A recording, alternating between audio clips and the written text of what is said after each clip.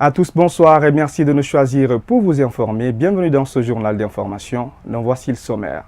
Donner son sang pour sauver des vies, c'est à cela que s'attelle le Centre national de transfusion sanguine pour tenter de se réapprovisionner en poche de sang. Ce 13 février est célébré à travers le monde la Journée internationale de la radio, une occasion mise à profit pour discuter sur les avantages de cette forme de média. La grogne populaire contre le président haïtien continue de se durcir. Les détails, c'est dans cette édition. Mesdames et messieurs, c'est tout pour les titres. Les détails, c'est dans un instant.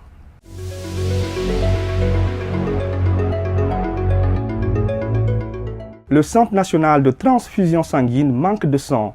Pour pallier à cette dure réalité, elle a initié une série de collectes de sang. Ce mardi, les étudiants de l'université Gamal Abdel Nasser se sont prêtés à cet exercice civique.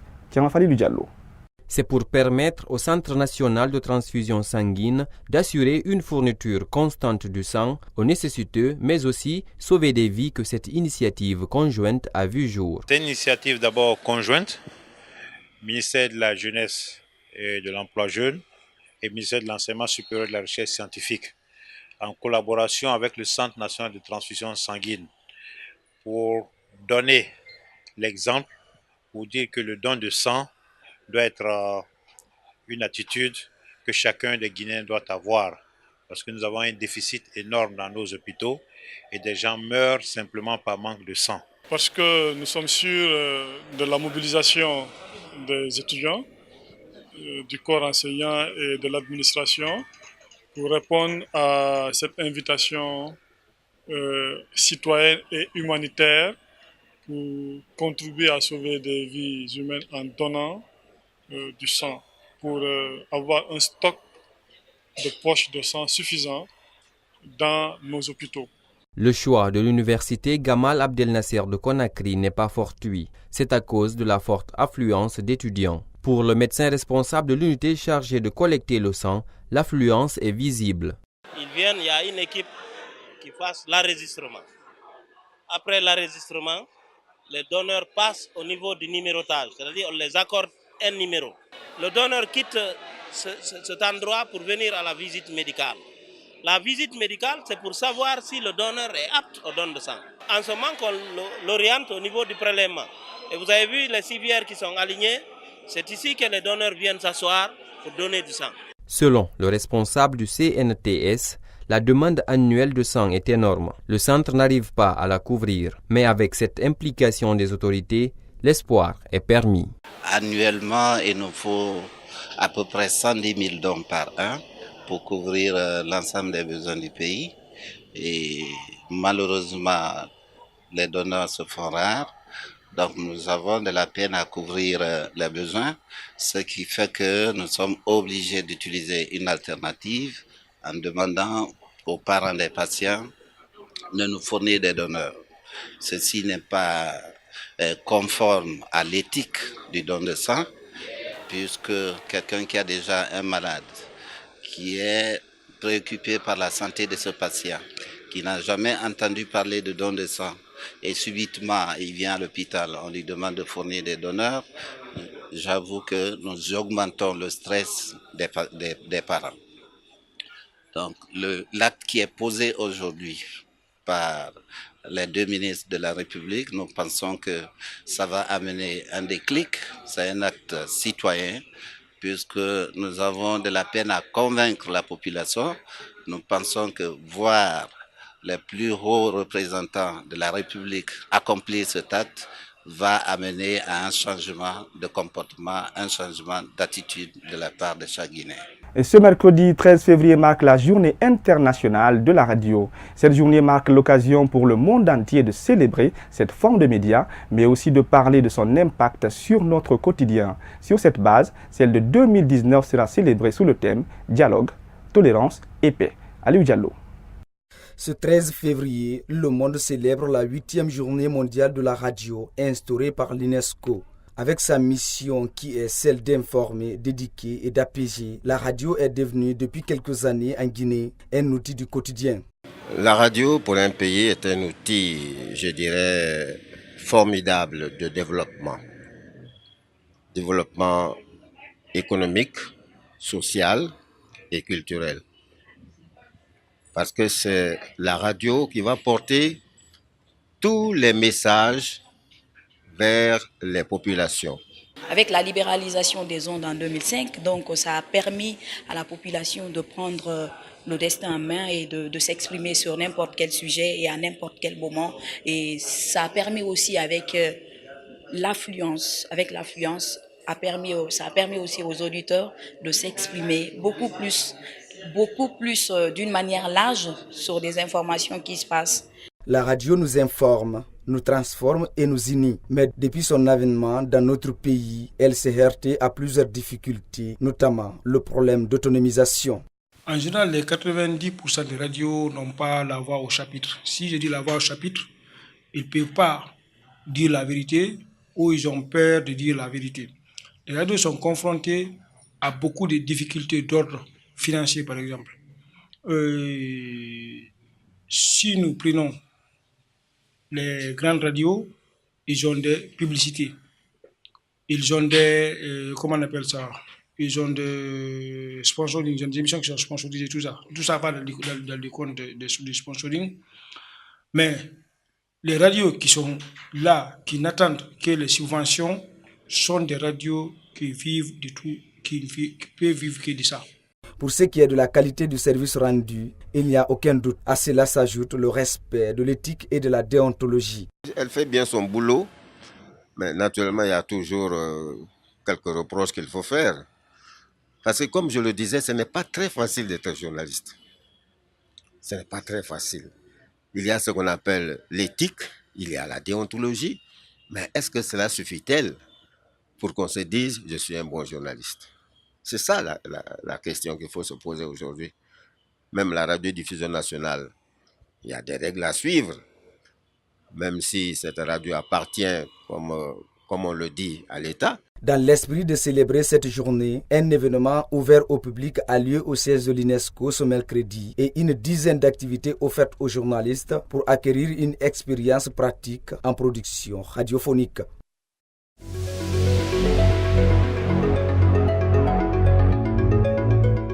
L'obtention et le dépôt des documents pour postuler au concours de recrutement au sein de l'armée guinéenne est un véritable casse-tête pour les candidats. Ce mercredi, la mairie de Matoto a enregistré des scènes d'altercation qui démontrent le calvaire dans lequel sont confrontés ces jeunes. Un état de fait dénoncé par certains d'entre eux, signé ce reportage signé Lansana Traoré. Depuis l'annonce du concours d'engagement au sein des forces de défense et de sécurité, des citoyens défilent chaque jour devant les juridictions et chefs-lieux pour obtenir des dossiers de candidature. À Matoto, le combat semble rude entre les autorités et les candidats. Une situation qui conduit le plus souvent à des disputes. Pour le recrutement, alors les gens viennent ici pour chercher les documents. Quels documents ça, on ne sait pas. Maintenant, il y a un capitaine ici qui a commencé de sillonner les bureaux ici. Comme quoi, ils font les faux papiers ici. Alors, mais la vérité est que je ne sais pas s'ils ont pris quelqu'un, ils n'ont pas pris quelqu'un. Fama Kourouma est étudiant en licence 3. Il souhaite intégrer l'armée. Cependant, il dit avoir obtenu de l'état civil des documents qui ont été rejetés par le tribunal. Mais il y a un certain monsieur Kera ici. Il m'a dit, soi-disant, les dossiers qu'ils doivent trouver à Mafanko, il m'a dit qu'on peut trouver tout ça ici en comptant de l'extrait de naissance, du certificat de nationalité, du casier judiciaire, de visite contre visite. Ce qui doit être trouvé à l'hôpital, ils nous disent que tout peut être trouvé ici. Donc nous sommes venus, ils ont délivré des papiers. Nous avons été à Mafanko, ils ont dit que ce sont des faux papiers. Donc ils ont refoulé nos dossiers. Des jeunes également parlent des tracasseries auxquelles ils se sont confrontés dans l'obtention des dossiers. Ils m'ont demandé de ranger des 4 papiers, donc certificat de résidence, casier judiciaire, certificat de nationalité guinéenne. Donc les 4 dossiers là m'ont coûté 120 000 francs. Et l'habitude, on a l'habitude d'arranger des papiers à 10 000, donc les 4 papiers à 40 000 francs. Face à cet agissement des jeunes qui souhaiteraient faire le dépôt de leur dossier, le secrétaire général des travailleurs de l'administration générale de la mairie de Matoto précise. Les jeunes ont entendu que les dépôts, c'est la mairie de Matoto. Effectivement, c'est cette communiqué qui est passé. Mais pour le moment, on n'a aucun acte qui accompagne le dossier pour le dépôt du dossier d'abord. Donc on a dit d'attendre jusqu'à ils vont lancer le communiqué, mais on a bien déposé le dossier tel jour et dans quel service. Mais pour le moment, on n'a qu'un acte. Et c'est pourquoi je dirais aux jeunes, de laisser tomber, de ne pas faire l'histoire, d'écouter la radio et le communiquer. Mais pour le moment, il n'y a pas de dépôt. Si des responsables nient avoir délivré des documents qui ne relèvent pas de leur juridiction, des candidats par contre prennent le contraire en brandissant des preuves de documents qu'ils ont obtenus de l'état civil de Matoto. Ça c'est pris là. Ça c'est pris là. Extrait du casier judiciaire. Il y a d'autres papiers ici. Non, je ne me suis pas rendu au tribunal. Face à ces cas de faux documents signalés, des citoyens parlent d'une fuite en avant. À Matoto, il y a trop de fictivité. Ils prennent des dossiers de la justice, ils s'en servent avec ça. Pourtant, ils ne relèvent pas de la justice.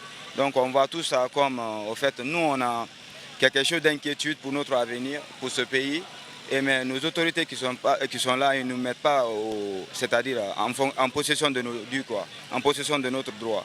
À rappeler que le dernier recrutement au sein de l'armée guinéenne date de 2015. Le quartier Koléa en plein chantier. Les travaux d'installation des caniveaux d'évacuation des latrines et des eaux usées ont déjà commencé. Une situation qui cause quelques difficultés de mobilité aux habitants. Certains se plaignent même du retard accusé dans l'exécution des travaux. Kaïdou Chérif Fofana. Cela fait plus de 3 mois que les travaux des déchets liquides et des domiciles ont commencé dans le quartier Koléa. Conséquence immédiate, toutes les voies d'accès de voitures bloquées, donnant ainsi place à la poussière et au mécontentement de certains citoyens. Mais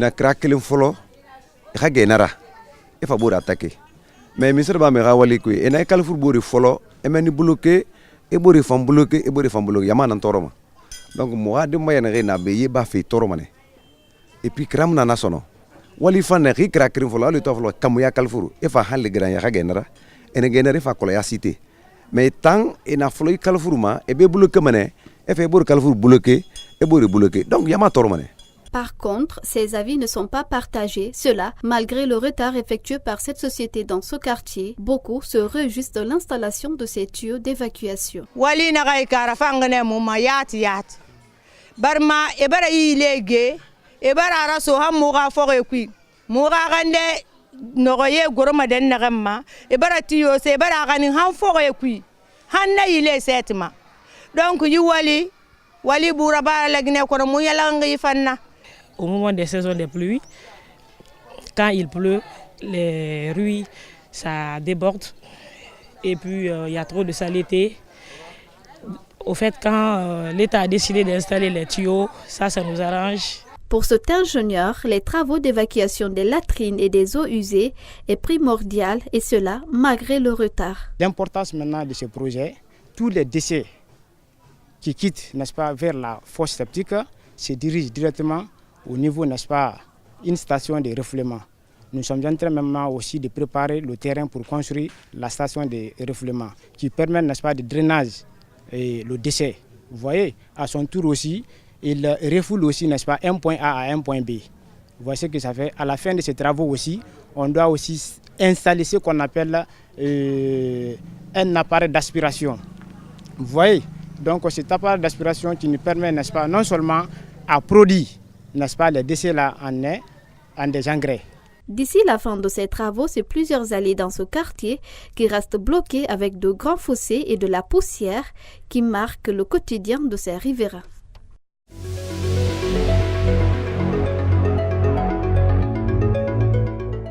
Sport à présent dans cette édition d'information, la 4e journée de phase de poule de la Ligue des champions africaine. Le Orea AC s'est imposé ce mardi au stade du 28 septembre face au Platinum FC du Zimbabwe. Une victoire qui permet aux protégés de Patrice Neveu de remonter à la 2e place du classement et cela derrière l'Espérance de Tunis. C'est terminé ici au stade du 28 septembre. Le Orea AC vient de s'imposer ici sur le score de 2-0 grâce à des réalisations d'Okase Mandela à la 57e minute de jeu et de Yakubu Hubu à la 75e minute. Cette équipe du Orea avait des arguments à faire valoir. En première mi-temps, on a vu une équipe du Orea qui était largement au-dessus. Mais ils ont juste manqué de réalisme. Okase Mandela manque plusieurs occasions et également Boniface Abba. Mais en deuxième mi-temps, on a vu une autre équipe du Orea. Une victoire qui permet aux hommes de Patrice Neveu de remonter à la 2e place du classement. De l'autre côté de la Tunisie, les espérantistes se sont imposés sur le score de 2-0. Au classement, Espérance est leader avec 8 points et le Orea 2e avec 7 points. Et toujours sport dans cette édition d'information, au compte des 16e de finale de la Ligue des champions européenne, le Paris Saint-Germain réalise une très bonne opération. Le club de la capitale française a créé la grosse sensation à Old Trafford en s'imposant sur le score de 2-0. Et quant au stade Olympiakos de Rome, l'AS Roma a battu les Portugais de FC Porto sur le score de 2-1. Écoutez ce reportage signé Abdoulaye Fofana.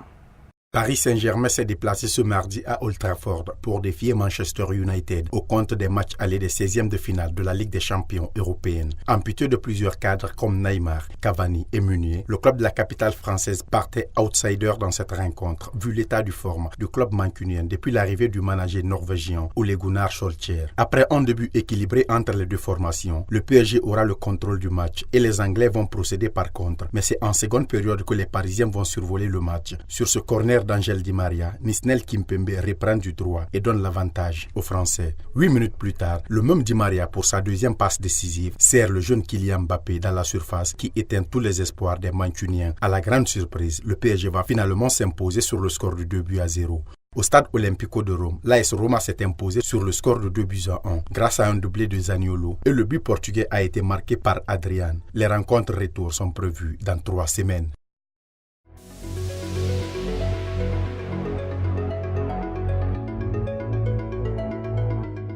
Sur le continent, suite aux violences de ces derniers jours qui ont causé au moins 2 morts durant cette campagne présidentielle, le président Macky Sall tente de rassurer l'opinion publique. Suivez. wax na xale yi en tout cas ñi bokk ci ñun bu ci kenn dugg ci luy nuroog violence waaye keneen nit ñi bokkul ci ñun nit maa ngi leen di ñaan parce que suñu njaboot lañu ñoom ñëpp bu leen kenn dugal mooy wone l'attachement des populations, leur adhésion pour la poursuite du plan Sénégal émergent, afin que la jeunesse trouve de l'emploi davantage, que les femmes soient entreprenantes avec tout l'accompagnement nécessaire. Et la DER est là pour cela. L'opposant camerounais Maurice Kamto a été inculpé dans la nuit de mardi à mercredi de rébellion, insurrection et hostilité contre la patrie.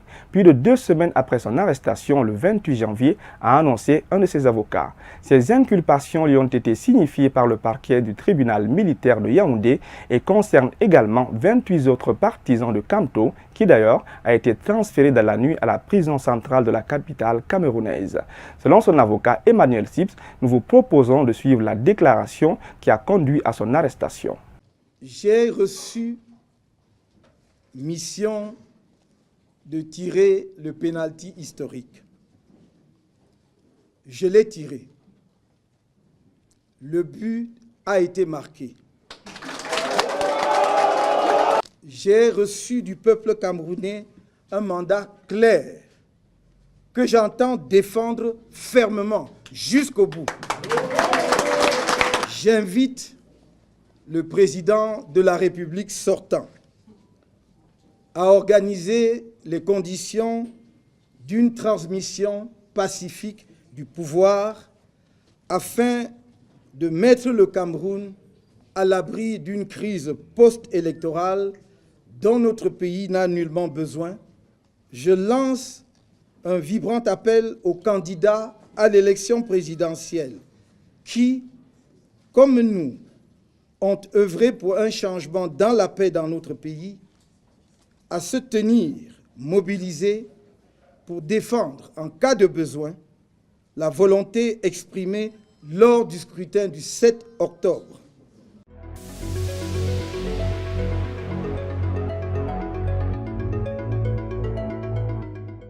Les tensions vont crescendo depuis jeudi dernier en Haïti. Hier mardi, des manifestations réclamant la démission du président Jovenel Moïse ont été émaillées de scènes chaotiques. Le centre-ville de Port-au-Prince a été le théâtre d'affrontements. Depuis le début de ces manifestations, on parlait au moins de 5 morts. À cela s'ajoutent des voitures incendiées, quelques magasins pillés. Cette révolte populaire est partie de la publication en fin janvier d'un rapport de la Cour suprême des comptes sur la gestion calamiteuse l'analyse et les possibilités plutôt de détournement des fonds prêtés depuis 2008 par le Venezuela à Haïti pour financer son développement.